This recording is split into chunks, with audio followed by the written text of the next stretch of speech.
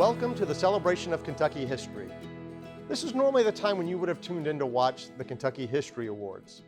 But we're celebrating Kentucky history a little different this year. My name is Scott Alvey. I am the Executive Director of the Kentucky Historical Society.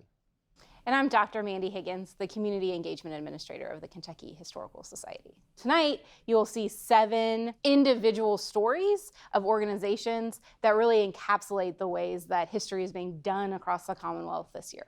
We saw all this great work going on at our local historians and local history organizations. We thought, why don't we celebrate all this great work that is going on? And so what we did was put out a call for a narrative of how organizations had survived, had changed their practices over the course of the COVID pandemic. Let's not just talk about the history that they're doing, but why history is valuable. So tonight you'll hear about the 7 core values. The 7 values of history provide us with perspectives in order for us to do our work. They are to ourselves, which encompasses identity and critical thinking, to our communities, vibrant communities and economic development, and to our future, engaged citizens, leadership, and legacy. The stories you're about to hear are actually introduced by our Kentucky Historical Society governing board members who also share our passion for history. Mandy Higgins went around the state. So Mandy, would you tell us a little bit about how you all captured these stories? We spent lots of hours traveling across the beauty of Kentucky and getting to see places that we've never been. And to be able to capture that on film and to be able to share that with all of you, we're so excited to do that. And we hope that this will inspire other organizations to continue to think about how their spaces are relevant and resilient. And maybe you could go travel to some of our sites and have the similar experiences that would be great, right? That first person interaction just really makes history come alive. Let's listen to some of those stories.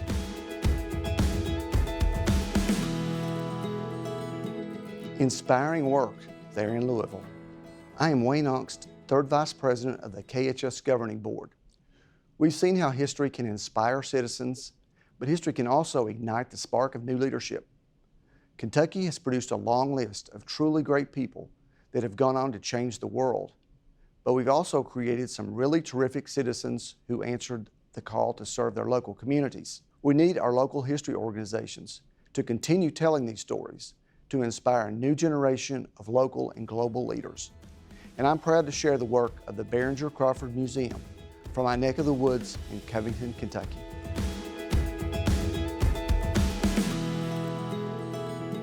Behringer-Crawford Museum is all about local history in northern Kentucky in relation to the Ohio River Valley. We love to be able to work within the community and bring in artists and hoping to be able to continue that post-pandemic, hopefully.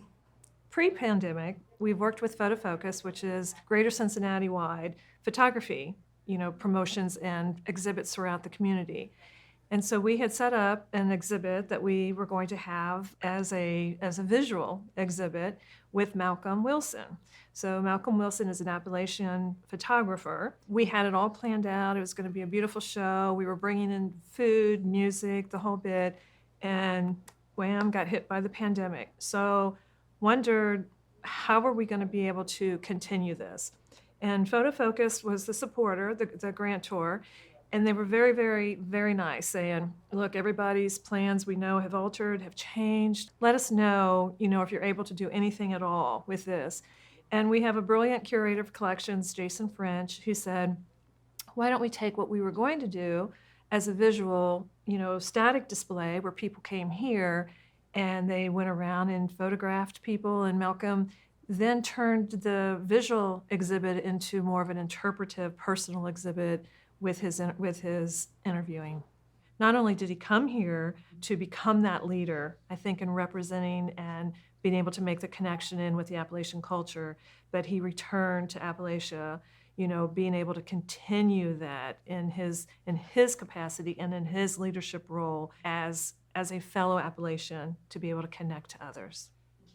I think that his images are a reminder of their heritage, where they came from, anything from the coal mines to, hardworking people, agriculture, and coming here to the urban center. Our virtual programming, and which I never would have thought this would occur, attracted more viewers and more participants than if you were coming here to the museum on site. We would see our numbers leap. So there was a little bit of benefit to that of being shut down and being able to have people tune in. We're very proud of the fact that we were able to stop, take a look, understand what's most important. And the great thing is, it didn't matter if we weren't perfect. I think everybody was experiencing this at the same time. So we started out, really kind of raw, working in with phones, iPhones, cameras and videos, and turning into where we were able to get grants to be able to purchase proper equipment to be able to continue our growth in that. There are several projects that I'm very, very proud of, but I'm mostly proud of our staff who had that ability and flexibility and creativity to literally change everything that we were used to and be able to move forward with that.